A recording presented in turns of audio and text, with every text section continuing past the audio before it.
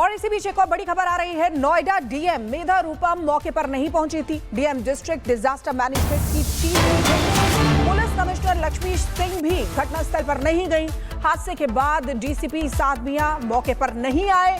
मौके पर chief fire officer Pradeep Choubey मौजूद रहे। हालांकि तो ये बड़ी खबर आपको बता रहे हैं। देखिए किस तरीके से नोएडा डीएम मेधा रूपम मौके पर नहीं पहुंची थी।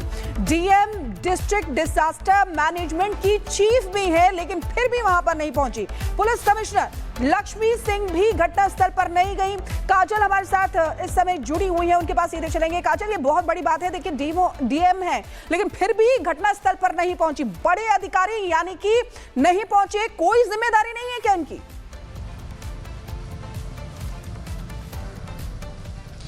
जी बिल्कुल, अगर जिम्मेदारी होती तो जो चिट्ठियां लिखी गई थी सांसद की तरफ से, अथॉरिटी की तरफ से, कहीं ना कहीं मेधा रूपम उस पर थोड़ा सा नजर डालती और उसको पूरी तरीके से सुरक्षा मुहैया कराती। लेकिन मेधा रूपम ने उस पर कोई ध्यान नहीं दिया। लगातार महेश शर्मा की तरफ से उनको चिट्ठियां जाती रही, 3 चिट्ठी उन्होंने लिखी, लेकिन मेधा रूपम ने उसको पूरे तरीके से नजरअंदाज कर दिया। अब बात है कि वहां पहुंचने की और वहां पर पहुंचकर एक बार दौरा करने की, तो वो भी मेधा रूपम ने नहीं किया। लेकिन अब सवाल यही है कि आखिर जब सीओ को हटाया गया तो मेधा रूपम को क्यों नहीं हटाया गया? क्योंकि वो चुनाव आयुक्त की बेटी है, इसलिए नहीं हटाया गया।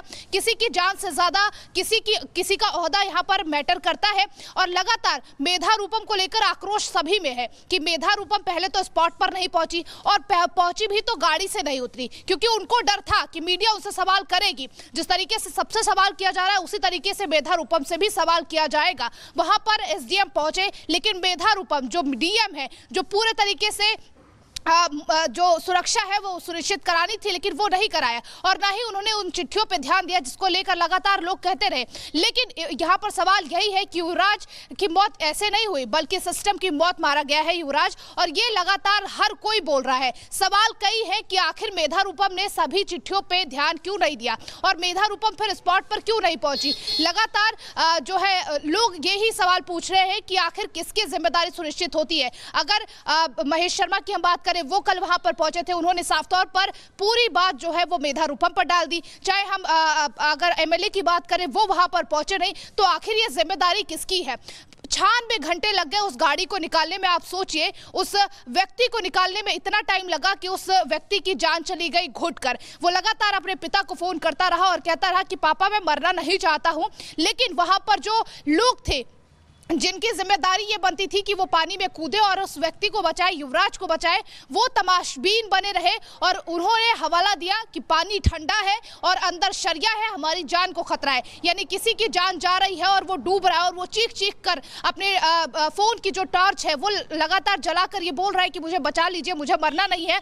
लेकिन वो पूरी भीड़ जो है वो तमाशबीन बनती रही। और अब जो आई विटनेस है, अगर वो बोलने की कोशिश कर रहे हैं, तो उन पर लगातार ये प्रेशर बनाया जा रहा है कि वो सच्चाई ना उगले, ताकि जो पुलिसकर्मी हैं, जो तमाम, चाहे हम फायर ब्रिगेड की बात करें, चाहे बाकी अधिकारियों की बात करें, उन लोगों पर कोई खतरा ना है। तो लगातार अब आई विटनेस के जो लोग हैं, जो बोलना चाहते हैं, जो कहना चाहते हैं, उनको लगातार चुप कराया जा रहा है, उन पर प्रेशर बनाया जा रहा है। क्योंकि जो व्यक्ति वहां पर बोल रहा है, उस पर लगातार ये प्रेशर है कि वो बोले ना, वो सच्चाई ना उगले। तो आखिर ये जिम्मेदारी किसकी है और प्रशासन क्यों नहीं जागा? इससे पहले लगातार जो सोसाइटी आप यहाँ पर कह रहे हैं, हमारे साथ सुमित भी लगातार बने हुए हैं। सुमित, देखिए ये बहुत बड़ी बात है कि नोएडा की डीएम मेधा रूपम जो वहां पर नहीं पहुंची। हालांकि डिस्ट्रिक्ट डिजास्टर मैनेजमेंट की चीफ भी हैं, इनकी जिम्मेदारी बनती है। मुझे लगता है कि इनकी जिम्मेदारी तय होनी चाहिए, जवाबदेही तय होनी चाहिए। बिल्कुल बिल्कुल, जो मैं बार बार आपको बता रहा हूं कि 170 पेज का जो डिजास्टर मैनेजमेंट प्लान है, उसमें साफ तौर पर जो कमेटी है, डिजास्टर मैनेजमेंट कमेटी, इसकी चेयरपर्सन है मेधा रूपम, डीएम मेधा रूपम। उनके साथ 31 और मेंबर्स होते हैं। उसमें साफ तौर पर मैंने पढ़ा कि सारी रिस्पॉन्सिबिलिटी है, सब कुछ डिफाइंड है, कैसे डिजास्टर होने पर कैसे मैनेजमेंट हो, हर विभाग कैसे कोऑर्डिनेट को करे, एनडीआरएफ, एसडीआरएफ, जो फायर सिस्टम है। लेकिन सबकी जिम्मेदारी किसके पास है? डीएम के पास। और डीएम सोती रही 4 दिनों तक। पहुंचती है एसआईटी की टीम के साथ, गाड़ी से नहीं उतरती है मैडम गाड़ी से नहीं उतरेंगी, क्योंकि सवालों का जवाब देना होगा।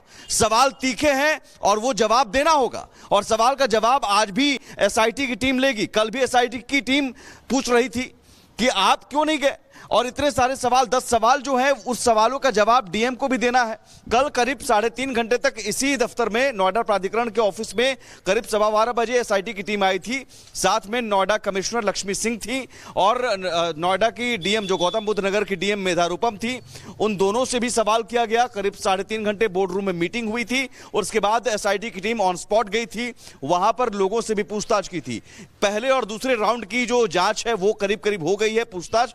अब अगले राउंड की पूछताछ और जांच आज भी जारी रहेगी। एसआईटी की टीम कभी भी इस वक्त इस ऑफिस में आएगी और बाकी अधिकारियों से भी पूछताछ करेगी, क्योंकि इसमें एसीईओ सतीश पाल, एसीईओ की भी गलती सामने आ रही है। सीईओ तो लोकेश हम हटाए गए हैं। बिल्कुल सुमित, बड़ी बात आप यहाँ पर कह रहे हैं, आपके पास वापस लौटेंगे। कोमल हमारे साथ सीधे डीएम आवाज से लाइव है, उनके पास चलेंगे। कोमल, ये बहुत बड़ी बात है। देखिए, डीएम मेधा रूपम जो वहां पर नहीं पहुंची और अभी भी उन्होंने कोई उनके कान पे जू नहीं रेंगती हुई दिखाई दे रही है। बिल्कुल, देखिए इस पूरे मामले की बात करें और जिस तरह से डीएम जिनके ऊपर पूरी जिम्मेदारी थी, लेकिन वही पूरे इंसिडेंट से गायब नजर आ रही है। अगर हम उनकी आवाज से ही बात करें तो देखिए सुबह से हम यहाँ पे मौजूद हैं, हम लगातार कोशिश कर रहे हैं कि आखिर डीएम जो है वो भी आए और बातचीत करे। आखिर क्यों नहीं वो बात कर रही है? जिम्मेदारी उनकी थी, लेकिन किस तरह से लापरवाही बरती गई है। एनडीआरएफ की बात करें, एसडीआरएफ की बात करें, दमकल विभाग की बात करें, देखिए सारी जिम्मेदारी उन पर थी। अगर उनके घर की ही बात करें, यहाँ पे उनके आवास की ही बात करें, लिखा हुआ है मेधा रूपम है, जिला अधिकारी है गौतम बुद्ध नगर, यहाँ पे उनको होना चाहिए, उनको जवाब देना चाहिए, लेकिन गायब है। ट्विटर की बात करें, एक्स हैंडल की बात करें, एक भी पोस्ट उनकी तरफ से आया नहीं। 4 दिन बाद कल एक मीटिंग जो है, जब सरकार जो है वो हरकत में आई है, उनकी तरफ से जब एसआईटी का गठन हुआ, एसआईटी की टीम पहुंची, खुद एसआईटी चीफ भानु भास्कर पहुंचे, तब जाकर के डीएम साहिबा जो है वो पहुंचती है नोएडा अथॉरिटी, लेकिन उनकी तरफ से एक बयान भी नहीं दिया जाता है। लगातार हम उनसे कांटेक्ट करने की कोशिश कर रहे हैं कि आखिर उनके पुलिस वाले, पहले तो उन्होंने जो है पुलिस वालों की जिम्मेदारी बनती थी युवराज को बचाना है, उन्होंने तो बचाया नहीं, लेकिन जिस मोनिंदर ने, जिस डिलीवरी एजेंट ने उसे बचाने की कोशिश की थी, अब उसे भी इन्हीं के पुलिस वाले जो है बुला रहे हैं, वीडियो बनवा रहे हैं, धमका रहे हैं कि आखिर तुम अब मीडिया के सामने मत जाओ। उससे फॉल्स वीडियो भी बनवा रहे हैं, दबाव दे रहे हैं कि तुम्हें यही बोलना है कि पुलिस जो है, पुलिस की तरफ से कोई भी गड़बड़ी नहीं हुई है, पुलिस सबसे पहले पहुंची थी। और इसी बीच एक और बड़ी खबर आ रही है। नोएडा डीएम मेधा रूपम मौके पर नहीं पहुंची थी। डीएम डिस्ट्रिक्ट डिजास्टर मैनेजमेंट की team, police commissioner Lakshmi Singh भी घटनास्थल पर नहीं गई। हादसे के बाद डीसीपी साद मियां मौके पर नहीं आए। मौके पर chief fire officer Pradeep Choubey मौजूद रहे। हालांकि तो ये बड़ी खबर आपको बता रहे हैं। देखिए किस तरीके से नोएडा डीएम मेधा रूपम मौके पर नहीं पहुंची थी। डीएम डिस्ट्रिक्ट डिजास्टर मैनेजमेंट की चीफ भी है, लेकिन फिर भी वहां पर नहीं पहुंची। पुलिस कमिश्नर लक्ष्मी सिंह भी घटनास्थल पर नहीं गई। काजल हमारे साथ इस समय जुड़ी हुई है, उनके पास सीधे चलेंगे। काजल, ये बहुत बड़ी बात है। देखिए डीएम है, लेकिन फिर भी घटनास्थल पर नहीं पहुंची। बड़े अधिकारी यानी कि नहीं पहुंचे, कोई जिम्मेदारी नहीं है क्या इनकी?